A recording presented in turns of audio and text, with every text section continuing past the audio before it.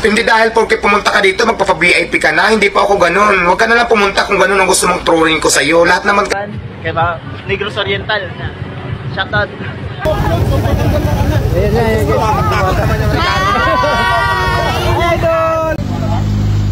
Sakto. Diwata, pwede mabityo. Mukhang busy ah.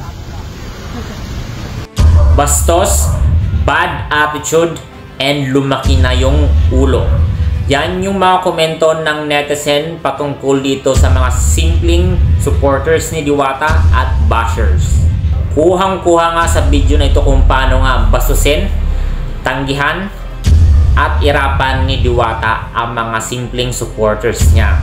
Simpleng pagpapicture, paghingi ng shoutout kay Diwata, at pagbati sa birthday nga nito, mula sa pagkuha ng video at pagbibigay ng regalo kay Diwata. Kahit hindi ito mamahalin, ay tinanggihan nga ito ni Diwata at nag-attitude. Nasabi nga ng netizen dito, malaki na daw ang pinagbago ni Diwata.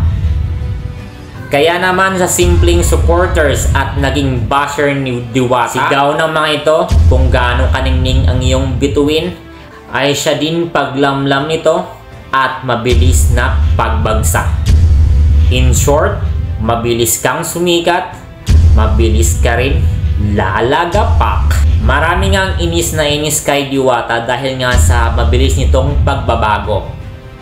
Magmula nga daw sa kababayan niya na hindi niya pinansin at naglabas ng saloobin sa social media, ay tuloy-tuloy na ang paglabas ng mga negatibong video patungkol sa kanya.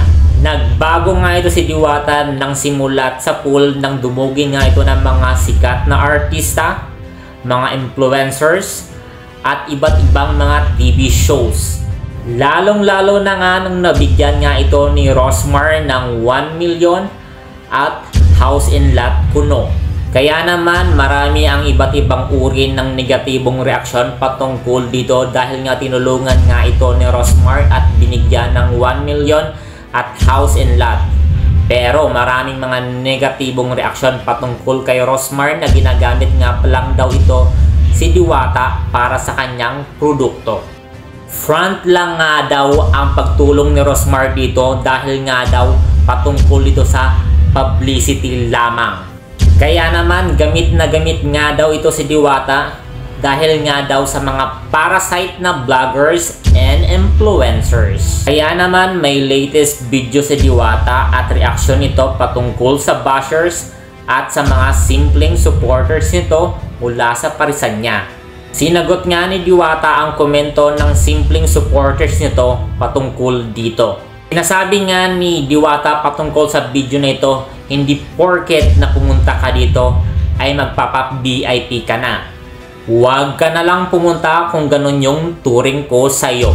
Dugtong pa nga ni Diwata dito, wala daw siyang problema kung wala na nga daw kakain sa parisan niya.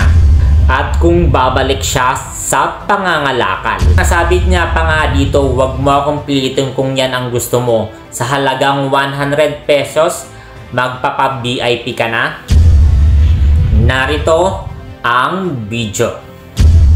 Ano sabi niya? Siya na pumusino ay hindi po maganda yung pakitaan mo ng masamang attitude na dumadayo dyan. Kahit ayaw mo magpa-picture, daan mo sa magandang salita, maintindihan nila yan kasi tao yan sila.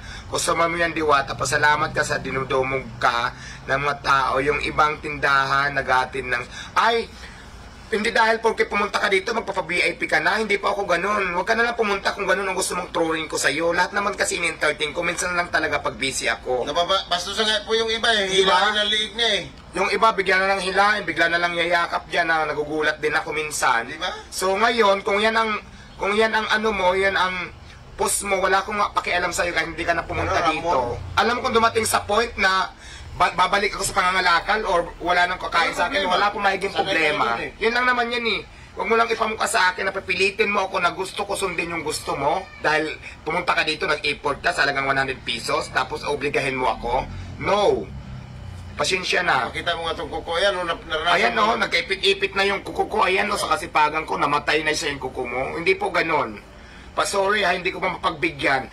Although nagpapasalamat ako sa mga taong sumusuporta sa akin dahil totoo naman din talaga na kung hindi dahil sa mga tao Wala ako sa sitwasyon ko ngayon. Ang sa akin lang kasi, may mga ilan dyan na basher na nagpapa-importante, nakakain ng halagang 100 piso, mayroon lang isa ako na ganon, parang generalize na lahat na ginaganong ko lahat ng tao. Hindi po ganon, hindi ko nila lahat ng taong ganyanin. Kaya lang talaga may mga taong makukulit na gusto magpa-importante talaga sa akin. Hindi po, okay lang, hindi ka na pumunta, wala naman tayong problema doon. Dumating man sa point, to the point na wala nang kakain sa akin, why not? Wala namang problema. Kasi kayo yan, hindi, wala akong magagawa dyan. Maghanap ng ibang racket. Maghanap ng ibang pagkakitaan para mabuhay ako. Yun lang naman, ganun kasimple. Pero kung ipopost nyo sa akin na kakain ka ng 100, mag-VIP ka, hindi naman ako ganun magtrato. Buti nga kayo, nakakain kayo sila ng masarap. Kaya naman sinasabi ng ibang influencer dito, kung wala kang supporters at saka customers sa parisan mo, hindi ka dudumugin. Kaya naman, pahalaghan mo. Kaya naman pala pinutakte ng mga negatibong reaksyon at komento si Diwata dahil nga sa pagbabago nito. Kaya naman sinasabihan siya ng ibang basher na antayin mo ang pagbagsak mo. Sinasabi nga ng mga galit na bashers kay Diwata na sa mga simpleng supporters wala siyang time, pero sa mga sikat na artista, todo asikaso at saka isang araw pa aasikasuhin at pagpapapicture at magpapabideo sa kanya. Kaya naman narito ang ilan sa mga videos kung paano nga tratuhin ni Diwata ang mga supporters at customers niya. Sige na kuya, sige na, ulit-ulit.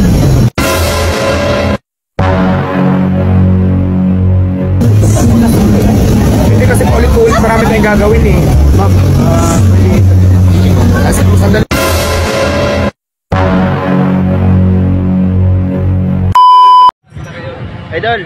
Idol Diwata. Pwede ba pa-shoutout sa akin? Kay Negros Oriental. Shoutout. Inaabangan kaya ata Miss Diwata, oh. Diwata, birthday ko ngayon. Pabati naman, oh. Ilipas din yan, kuya. Sakto. Diwata, pwede mo video. Mukhang busy, ah.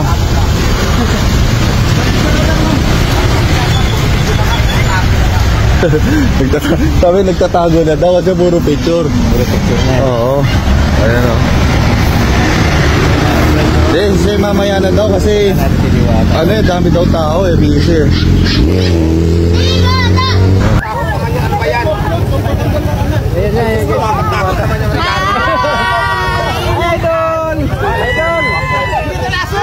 Idol, selfie naman, idol.